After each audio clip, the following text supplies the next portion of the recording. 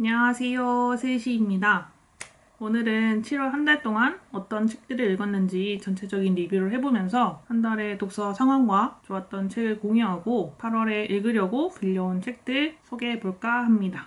제가 지난 영상에서 독서 계획을 공유하면서 하반기에 읽어보겠다고 선언한 책들이 몇 권 있었죠. 한 달에 한 권씩 북 저널리즘 책과 시집 고전을 읽는다고 했었고 어스시 시리즈를 한 편씩 읽겠다고 했었는데요. 7월에는 제 계획들을 잘 따라간 것 같아서 뿌듯합니다. 이런 식으로 정리해봤어요. 독서 목표 중에 이유 없이 책 읽기를 중단하지 않기가 있었거든요. 그래서 끝까지 읽은 책들하고 읽다만 책들을 같이 적어봤어요. 7월에 읽기 시작한 책 중에서는 한겨레 20일의 잡지와 All About Love라는 책을 읽다 말았는데 한겨레 잡지는 오히려 좋았던 부분이 많아서 그때 이제 자기 직전에 전자책으로 보려고 했다가 이거 뭔가 옮겨 적을 게 많을 것 같은데? 이런 생각이 들어서 나중에 제대로 독서노트 펼쳐놓고 읽어야겠다 생각하고 안 읽었고 All About Love는 예전에 읽다 말았던 책인데 막 그렇게 끌리는 내용이 없었던 걸로 기억해요. 그 당시에. 그래서 읽다가 말았었고 이번에 외출할 때 뭐 읽을까 고민하다가 오랜만에 다시 처음부터 읽어볼까 했는데 또 뭔가 강력한 동기가 없어서 그런지 그때만 읽고 안 읽게 됐어요. 그래서 이번 달에는 2권의 책을 덜 읽었고 그리고 아웃 오브 아프리카라는 책도 다 못 읽었는데 이거는 이번 달에 계속 읽을 생각이라서 따로 체크하지는 않았습니다. 그리고 제가 지난 영상에서 한 달에 한 권씩 이런 분야의 책을 읽겠다라고 말한 거에 더해서 제가 또 개인적으로 읽고 싶은 책이 몇 가지 생겨가지고 독서 계획에 일기랑 독서 에세이를 추가로 적었어요. 그래서 제가 일기에 관한 책을 좋아해서 바쁘지 않으면 일기가 제목에 들어간 책을 한 권씩 읽어보자 했었고 그리고 독서 에세이는 제가 언젠가 독서 에세이를 써보고 싶어서 다른 사람들은 어떻게 독서 에세이를 썼나 참고할 생각으로 이렇게 읽어야겠다고 계시면서 독서 계획에 적어놨는데 7월에는 탐조일기라는 책을 읽었어요. 그것도 제목에 일기가 들어가서 읽기 시작했는데 되게 귀여운 그림체로 탐조에 관한 이야기를 적어둔 책인데 요새 또 탐조가 인기라고 하더라고요. 제가 생각했을 때 그 책은 탐조를 막 시작한 초보자들이 읽으면 좋을 것 같더라고요. 저도 망원경 같은 건 없지만 동네 산책하면서 새 구경하는 거 좋아하는데 이런 식으로 새를 관찰할 수 있구나 그런 걸 좀 알 수 있어서 좋았고 또 한국에 있는 독자들이 읽으면 좋을 게 이제 여기저기 특히 섬 같은 데 돌아다니면서 이 지역에서는 이 섬에서는 이런 새를 볼 수 있다 적어두기도 하고 그림도 그려놓고 했는데 그 그림도 너무 예쁘고 같이 적어둔 정보들도 초보자들도 무리 없이 받아들일 수 있는 정도의 정보라서 되게 재밌게 읽었어요. 그래서 나중에 한국에 가게 되면 그 책 들고서 탐조를 해보러 가도 좋을 것 같다 하는 생각도 들었어요. 탐조 여행 작가가 좋아하는 새, 귀엽다고 생각하는 새, 뭐 특이한 새 이런 정보들이 되게 많아서 알차고 귀여운 그런 책이었습니다. 이렇게 독서 회고를 해보면서 이번 달에 읽었던 책 중에 어떤 책이 제일 좋았나 생각해봤고 저는 어스시 시리즈의 1권인 어스시의 마법사와 경우 없는 세계를 이달의 책으로 골랐어요. 이 두 책 중에서도 굳이 한 권을 뽑자면 어스시의 마법사를 이번 달에 읽었던 가장 좋은 책으로 꼽고 싶은데요. 마법에 재능이 있는 세메라는 주인공이 현자 오지연과 무크의 마법학교에서 마법을 배우던 중에 실수였는지 어떤 욕심이었는지 여러 가지 이유로 계략에 빠져서 죽은 자를 데려오는 마법 주문을 외우게 되거든요. 이 주문의 결과로 형체도 정체도 알 수 없는 그림자 같은 악, 겟베스가 주인공 세메를 계속 따라다녀요. 세메는 겟베스를 어떻게 물리칠 수 있을까요? 세메가 마법을 배우는 과정과 그리고 겟베스와의 관계를 설명하는 이야기가 1권에 주로 나오는데요. 세메와 겟베스의 엄청난 싸움, 목숨을 건 혈투, 물론 목숨을 걸긴 하지만 막 엄청 스펙타클한 그런 내용은 아니고요. 엄청난 장면이 펼쳐지고 이런 걸 기대한 사람들은 조금 실망할 수도 있을 것 같다는 생각이 드는 게 화려한 싸움과 어떤 웅장한 스토리의 중심을 둔 게 아니라 미숙하고 어리석은 순간의 판단이 불러온 이 거대한 악을 어떻게 다뤄야 할지, 마법이 주는 힘을 신기하게 생각하던 소년이 자기에게 주어진 힘을 어떻게 받아들이고 사용하게 되는지, 이런 것들이 주된 이야기거든요. 마법 학교가 등장하지만 그 비중이 엄청난 것도 아니고, 해리포터는 학교 이름이 있잖아요. 호그와트라는. 어스시 마법학교는 딱히 이름도 안 나온 것 같아요. 그냥 로크의 마법학교 이렇게만 나왔던 것 같은데, 제가 잘못 읽은 게 아니라면.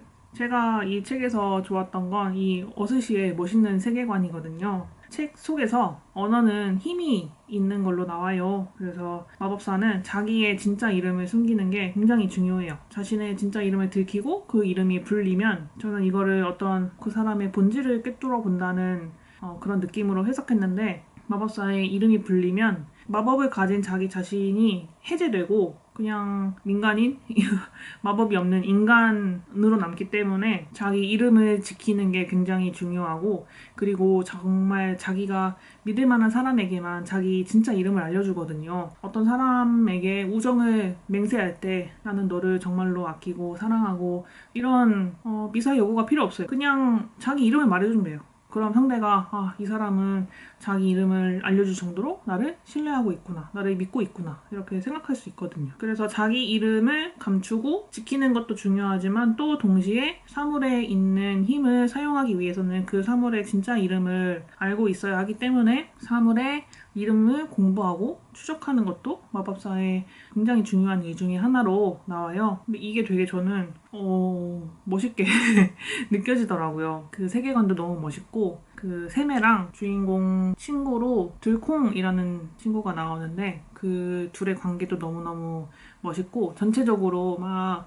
아이들의 천진난만함, 이런 해리포터 그 1학년 갓 입학한 그런 애들의 느낌은 아니고 너무 큰 일을 저질러서인지 좀 세상 다 산 것 같은 느낌을 주는 면이 없지 않아 있긴 한데, 저는 그런 점도 되게 웅장하고 멋있더라고요. 또 중간중간에 좋은 문장도 되게 많이 나와서 어스시의 마법사를 이달의 책으로 꼽았습니다. 그래서 처음에는 이 소설을 너무 재밌게 읽어서 이 소설 하나로 리뷰 영상을 만들어야겠다 하다가도 그래도 3권까지 읽은 다음에 리뷰를 만들어야겠다라고 생각했는데, 제가 잠깐 말했지만 이 소설은 전 6권으로 되어 있는데 3권이 나오고 4권이 나오기까지의 시간차가 상당하거든요. 3권이 74년에 나왔고 4권이 90년에 나왔으니까 거의 16년 만에 나온 건데, 그 사이에 작가의 생각, 가치관이 많이 바뀌었다는 이야기를 제가 주워 들었어요. 이 책이 너무너무 좋고 재밌지만 아쉬운 점이 있다면, 책에 등장하는 대부분의 등장인물, 주요한 인물들이 전부 남성이라는 점인데, 이게 단순히 많이 등장하기만 하는 게 아니라 남성과 여성의 위치가 다르다는 걸 느낄 수가 있거든요. 이 어스시의 세계관에서 마법은 일상적인 거예요. 물론 마법을 쓸 수 있는 사람도 있고 쓸 수 없는 사람도 있지만 마법이 존재하는 건 좀 당연해요. 그래서 해리포터는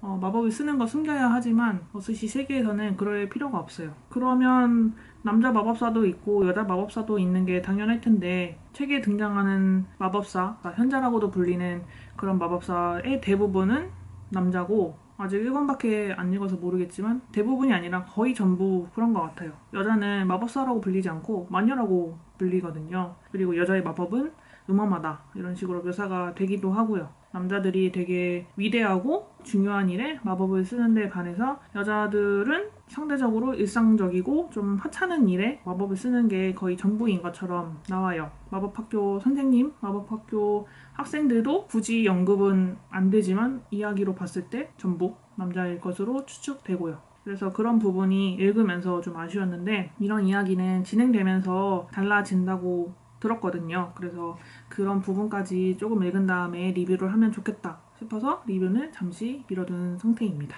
3권 혹은 4권 정도까지 읽은 다음에 그 이야기를 정리해서 여러분들에게 공유를 해보려고 해요. 또 어스시의 마법사와 더불어서 재밌게 읽은 책이 경우 없는 세계인데, 제가 여태까지 눈치를 못 채고 있었는데 제가 이 작가님을 좋아하고 있었나 봐요. 백온유 작가님을.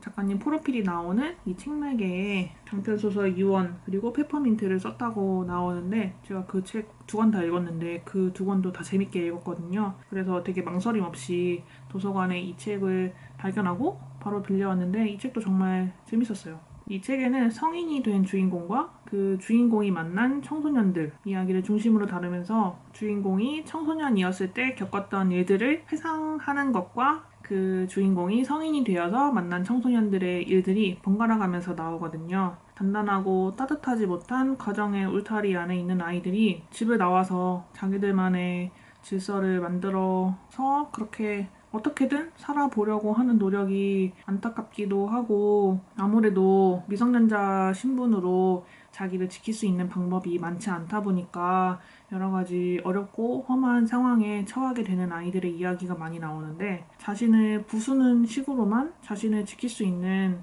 그런 아이들의 처지가 되게 보기 괴롭기도 하더라고요. 근데 저는 백온유 작가님의 소설의 특징이라고 하면 그런 사람들의 불편한 지점, 사람들이 좀 말하기 껄끄러워하는 부분을 되게 섬세하고 너무 아프지만은 않게 그리고 있다고 생각하거든요. 그래서 어떤 이야기가 나올까 약간 조마조마하면서도 매번 찾아 읽게 되는 것 같아요. 저는 그런 점이 좋아서 백온유 작가님의 소설도 전부 재밌게 읽었어요. 혹시 안 읽으신 분들이 있다면 추천하고 싶네요.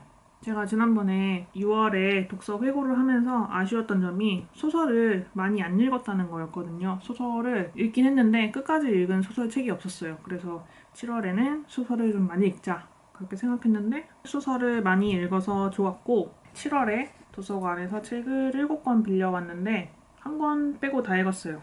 조혜진 작가님의 겨울을 지나가다, 이 책만 빼고 다 읽었는데 저의 속도를 지켜가면서 읽을 수 있어서 좋았어요. 그리고 리뷰를 해보면서 그냥 재미로 제가 읽은 책들 중에 빌린 책과 산 책은 몇 권씩인지, 종이책과 전자책은 몇 권씩인지 이런 식으로 통계도 내봤는데 이런 것도 써보니까 재밌더라고요. 그래서 다음 달에도 한번 써볼까 합니다.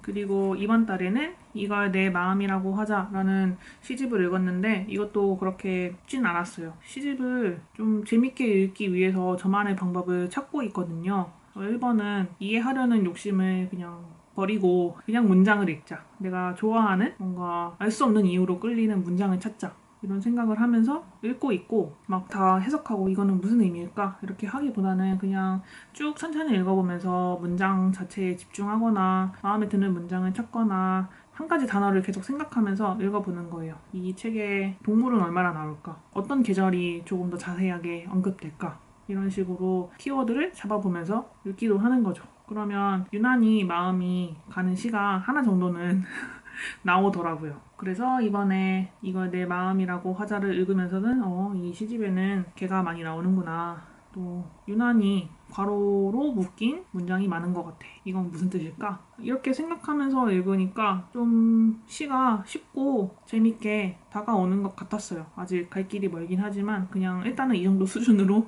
만족하면서 계속 읽어보려고 합니다. 이렇게 해서 이번 달에 읽은 책들을 간단하게 소개해봤고, 그리고 8월에 읽을 도서도 소개해보려고 해요. 7월에는 책을 총 13권 읽었는데 빌린 책이 10권이고 제가 구입해서 가지고 있던 책이 3권이더라고요.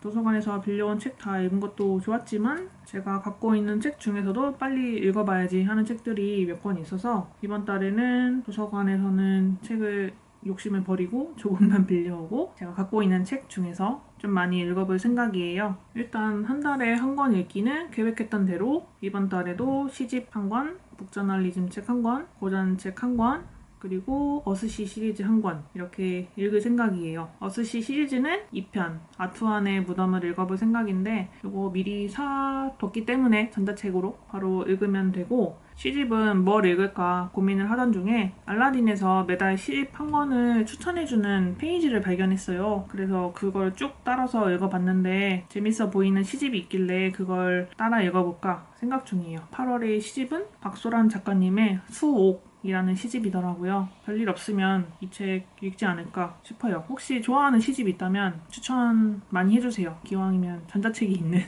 시집으로 부탁드립니다. 그리고 제가 도서관에서 책을 4권 빌려왔어요. 8월에 읽으려고 빌려온 책들입니다. 조혜은 작가님의 꿰맨 눈의 마을. 조혜은 작가님 소설 다 재밌게 읽고 있어서 도서관에 신간이 들어온 것 같길래 빌려왔고, 그러나 누군가는 더 깊은 밤을 원한다. 제가 예전에 초월하는 세계의 사랑이었는지 어디서 오다영 작가님의 단편을 읽었었는데 그게 되게 인상적이었어요. 그래서 한번 읽어봐야지 생각하고 있었는데 다른 책을 이것도 새로 도서관에 들어왔길래 빌려왔습니다. 이것도 소설집이고요. 세 번째 책으로는 뉴욕 정신과 의사의 사람 도서관. 이건 사실 도서관이라는 주제의 책을 찾다가 도서관에 있길래 빌려왔는데 저는 그 도서관을 말 그대로의 도서관을 생각한 건데 이 책은 도서관이 조금 비유적인 의미로 쓰인 것 같아요. 아직 읽어보지 않아서 정확히는 모르겠지만 제가 낙인과 혐오를 넘어 이해와 공존으로 이런 부제가 적혀 있고 말 그대로 뉴욕에서 정신과 의사로 일하면서 만난 사람들의 이야기가 담겨 있지 않을까 싶은데 어떻게 도서관이랑 이어지는지는 읽어봐야 알 것 같습니다. 그리고 마지막으로는 더 좋은 삶을 위한 철학. 좀 한동안 철학책을 안 읽은 것 같아서 가볍게 읽을 수 있는 철학책 뭐가 있을까 찾던 중에 발견한 책이에요. 그림이 귀엽죠? 이런 서파가 책에 계속 나오는 것 같아요. 부제가 천사와 악마 사이, 더 나은 선택을 위한 안내서. 이런 부제가 적혀 있는데 너무 당연하지만 왜 그런지 말하려고 하고 누군가에게 설명하려고 하면 어려운 것들이 있잖아요. 이유 없이 친구의 얼굴을 후려쳐도 될까? 당연히 안 된다면 왜 안 될까? 좋은 사람과 나쁜 사람, 좋은 일과 나쁜 일을 가르는 기준은 무엇일까? 이런 이야기가 나오는 것 같은데 철학에 관한 생각할 이야기를 많이 건네주는 책인 것 같아서 골라봤고 철학을 재밌게 읽을 수 있으면 좋겠다 하는 그런 기대를 안고 빌려온 책입니다. 8월에는 4권의 책을 도서관에서 빌려왔고 그리고 이 책에 더해서 아직 못 읽은 빌려온 책 겨울을 지나가다까지 8월에 읽어보려고 하고 읽어야겠다고 생각하고 있는 책이 4권 더 있으니까 이번 달에 읽어야 되는 책이 9권인데 과연 다 읽을 수 있을까? 중간에 또 읽고 싶은 책이 생길 수도 있는데 열심히 제가 늘 하는 말처럼 조금씩 매일 꾸준히 읽다 보면 되겠지 라는 마음으로 읽어보려고 합니다.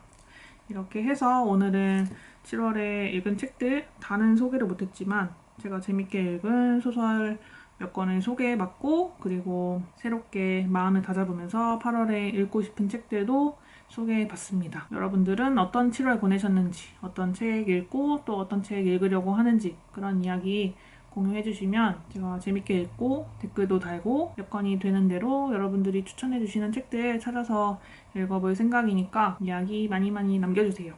또 듣고 싶은 이야기나 궁금한 이야기가 있다면 그런 것도 이야기 남겨주시면 잘 생각하고 고민해서 영상 만들 테니까 많은 이야기 남겨주시기 바랍니다. 오늘 이야기는 여기까지고요. 저는 다음번에 또 다른 이야기로 돌아오겠습니다. 감사합니다.